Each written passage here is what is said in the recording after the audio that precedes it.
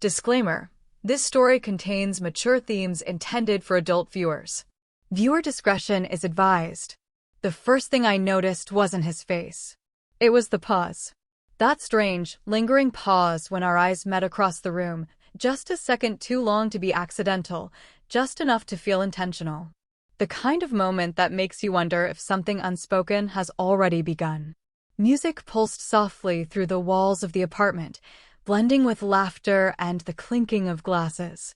Warm light spilled from hanging lamps, wrapping everyone in a golden haze that made everything feel slower, softer, almost unreal. I should have looked away. Instead, I smiled. And he smiled back, not politely, not casually, but like he recognized something in me I hadn't even acknowledged myself. I shifted where I stood, suddenly aware of the way my dress rested against my skin, the way the air felt warmer than before. Conversations buzzed around me, but they blurred into background noise. My attention kept drifting back to him, and then to the man standing beside him. They were different, but somehow connected, one quiet and observant, the other carrying an easy confidence that seemed to pull people in without effort. And now, somehow, they were both looking at me. "Enjoying the party?" one of them asked as they approached, his voice smooth, almost teasing. "Trying to," I replied, my tone lighter than I felt. There was something in the way they stood close, but not crowding, that made my pulse shift. Not fear. Not discomfort. Something else. Something curious. We talked, at first about nothing: music, the view, how crowded it was, but underneath every word, there was a quiet current. A sense that we were circling something we hadn't named yet. Then one of them gestured toward the balcony. "It's quieter out there," he said. I hesitated. Just for a moment. Because somewhere deep down, I knew that stepping outside wasn't just about getting fresh air. It felt like crossing a line you don't fully understand until you're already on the other side. "Still." I nodded. The night air greeted us softly, carrying the distant hum of the city below. The lights stretched endlessly, flickering like scattered stars, and for a moment, everything felt suspended, like time itself had slowed to watch what would happen next. They stood closer now. Closer than strangers should. And yet, I didn't step away. My breath caught slightly as one of them leaned in, his voice quieter this time. "Tell me something," he said. And, just like that, the distance between us disappeared. The door to the balcony slid shut behind us with a soft click, sealing off the noise of the party. It felt quieter out here, but not empty. The air carried something unspoken, something that had followed us outside and settled between us. For a moment, none of us spoke. I rested my hands lightly on the railing, the cool metal grounding me. The city stretched endlessly below, but I wasn't really looking at it. I was aware, too aware of where they stood. Close. Not touching. But close enough that it would only take the smallest shift. "You don't seem like someone who enjoys crowded rooms," the quieter one said, his voice low, almost thoughtful. I glanced over my shoulder. "And you figured that out in, what, 5 minutes?" He gave a small shrug. "You watch more than you talk." I smiled faintly. Maybe I just hadn't found the right conversation. The other one let out a soft laugh. "And now?" His tone wasn't pushy. It was curious. That made it harder to deflect. I turned slightly, enough to face them both. "Now I'm considering it." There it was again, that shared look between them. Quick, subtle, like a silent agreement passed without words. It should have made me step back. Instead, I stayed exactly where I was. "So, what brought you here tonight?" he asked. I hesitated, then exhaled softly. "Honestly." My husband insisted. Said I needed to get out more. I traced my finger absently along the railing. "He's inside somewhere, probably talking business." "Does he know you're out here?" the quieter one asked. I met his eyes again. That same steady gaze. "No." Something shifted in the space between us. Not guilt. Not exactly. Something sharper. "Funny," the other man said, stepping just a fraction closer. "Sometimes people send you out into the world and don't realize what they're really letting happen." My breath caught slightly, not at the words, but at how close he was now.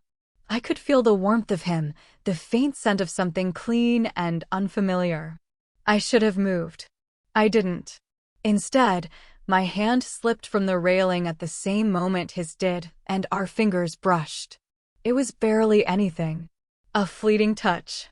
But it sent a quiet spark up my arm, unexpected and impossible to ignore. I pulled back slightly, but not far. That was accidental, I said, though my voice lacked conviction. Was it? He replied, softer now. The other one didn't speak. He was watching carefully, like he was reading every small reaction I couldn't hide. The air felt different now. Thicker. Charged.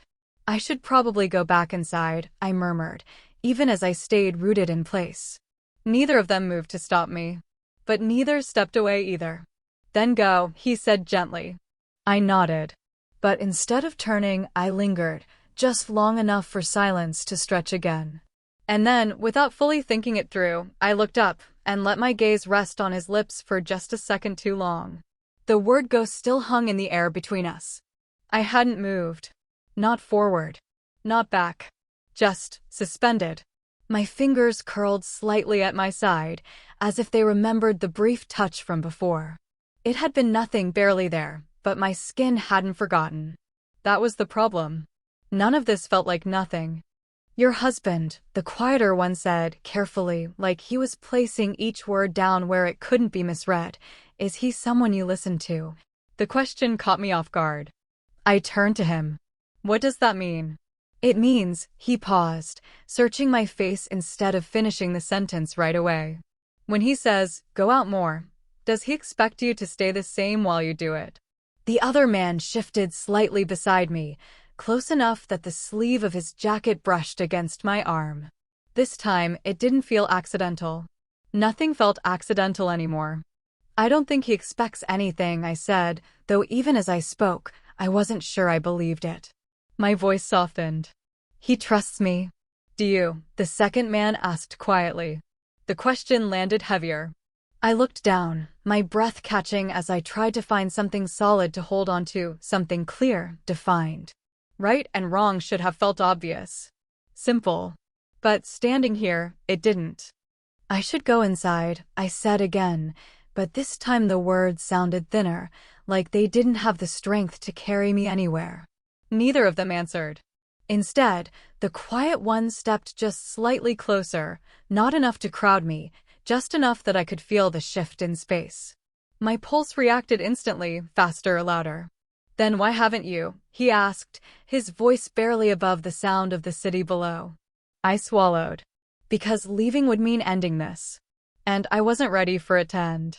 The realization hit harder than I expected. I don't know, I admitted, almost under my breath. Silence followed, but it wasn't empty. It stretched, thick with everything none of us were saying. The other man reached out, not fully, not boldly, but enough for his fingers to lightly graze mine again.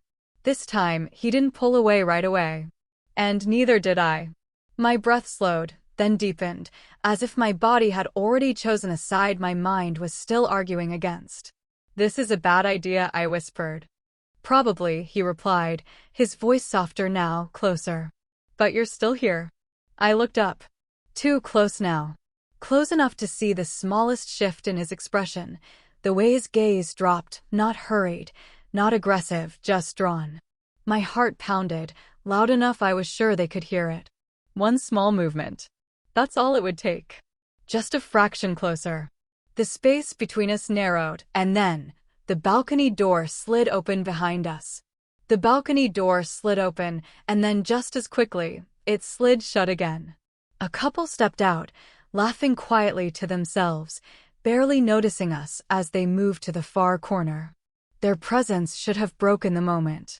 It didn't. If anything, it sharpened it. Because now we weren't alone, but we were. Boxed into our own small space, just a few feet away from everything we weren't supposed to be doing. I exhaled slowly, almost a nervous laugh slipping out. That was close. Still is, the confident one murmured. His voice was quieter now, stripped of its earlier ease. Something more careful had taken its place.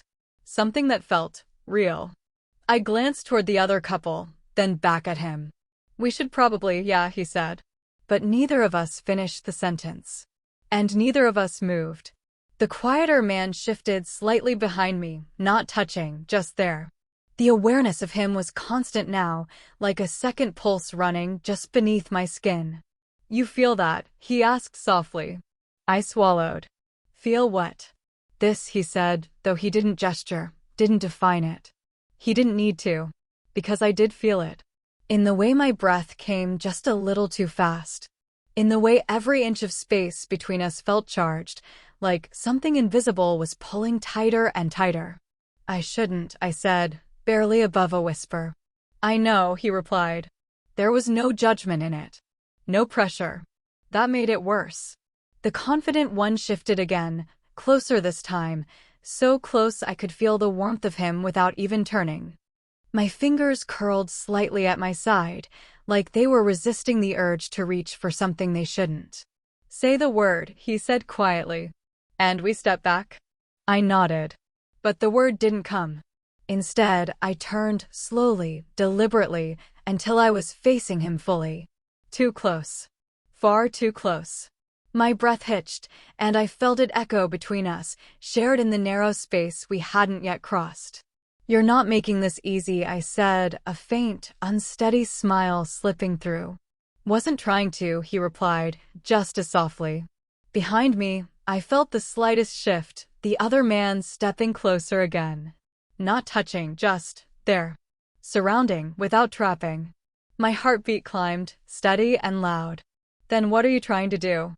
I asked. He held my gaze for a long second. Too long. Nothing you don't want, he said. The words should have grounded me. Instead, they unraveled something. Because I didn't know what I wanted anymore. Or maybe I did. And that was the problem. The air felt thinner. My hand lifted slightly, hesitating midair before settling lightly against his chest. I could feel his heartbeat, steady but strong beneath my palm. He didn't move. Didn't speak. Neither did I. Behind me, a breath closer now. In front of me, another. Between them, me. Caught exactly where I had chosen to stand. My fingers pressed just a fraction more. My fingertips pressed that final inch against his heartbeat, and the whole night seemed to exhale with me. He moved first. A slow tilt of his head, a breath that brushed across my lips, and then his mouth found mine. It wasn't hurried. It wasn't rough. It was the inevitable answer to every pause, every near touch we had traded since stepping outside. Heat bloomed from the center of my chest, rippling outward in waves. I tasted a hint of champagne on his tongue and heard, dimly, the softest sound escape my own throat, half surprise, half relief. My hand slid upward, fingers curling behind his neck, pulling him closer until nothing but fabric separated our bodies. Behind me, the quieter man's presence became touch. One palm rested on the small of my back, steadying me as the kiss deepened, anchoring me between them. His breath tickled the curve of my ear. I felt the soft graze of his lips along my shoulder, through the thin strap of my dress, and my knees threatened to give. For a heartbeat, 2, 3, I let go of every question. Right, wrong, husband, consequences, all drowned beneath the tidal rush of now. He broke the kiss only to draw a shaky laugh against my cheek. I answered with one of my own, giddy, disbelieving. The other man's hand traced up my spine, sending a tremor through me that left me gasping against the cool night air. Tell us to stop, the one in front murmured, foreheads touching. But my mouth couldn't form the word. Instead, I turned, catching the quieter man's lips next. His kiss was different, gentle, exploring, as though he wanted to memorize the shape of every hesitation before it vanished. My fingers laced with his while the first man's hands framed my waist, thumbs drawing slow circles that made thinking impossible. City lights blurred. Distant traffic dissolved into a hush of white noise. All I could feel were heartbeats and breath and the dizzy spinning gravity that pulled us ever closer. I started, voice trembling. We know, he whispered against my skin. We're right here. Another kiss, deeper, softer, until I felt tears prick the corners of my eyes, overwhelmed by how fiercely I wanted and how terrifyingly alive I felt wanting. A sudden motion behind the glass. The balcony door slid open once more. My husband stood there. His eyes swept the three of us, widening first with shock, then something far more complicated. His voice was barely a rasp over the music inside. "Is this," he swallowed, gaze locking with mine. "Is this what you want?" My breath stalled, half caught between the heat of two strangers and the history standing in the doorway. The night held its breath with me, every possibility trembling in the inch of silence that followed. The city still shone beneath us, but the brightest light now came from the doorway where my husband waited. For a breathless moment no one moved, 3 heartbeats, 3 kinds of wanting, suspended in the warm night air. "I asked," he repeated, steadier this time, "is this what you truly want?" His question was not accusation, it was invitation. Something inside me unclenched. The tension that had driven us to the edge suddenly softened, turning bold heat into trembling honesty. "I want us," I said, voice cracking under the weight of everything I felt. "And I want us to be alive." He stepped onto the balcony, closing the door behind him. Golden interior light framed his silhouette, but moonlight caught the tenderness in his eyes. Without a word, he reached for my hand. I laced my fingers through his, surprised to realize how perfectly the fit still felt after all our years. The two men glanced at one another, then at him, deference, respect, curiosity. My husband gave a single nod, a silent acknowledgement that the moment belonged to all of us now. No one needed instructions. The new balance formed as naturally as breath. We moved closer, slow, deliberate, rediscovering the promise that intimacy is not a line to cross once, but a circle wide enough to hold every version of love. My husband kissed me first, softly, as if reminding us where this began. Heat sparked again, gentler yet deeper, because it carried history inside it.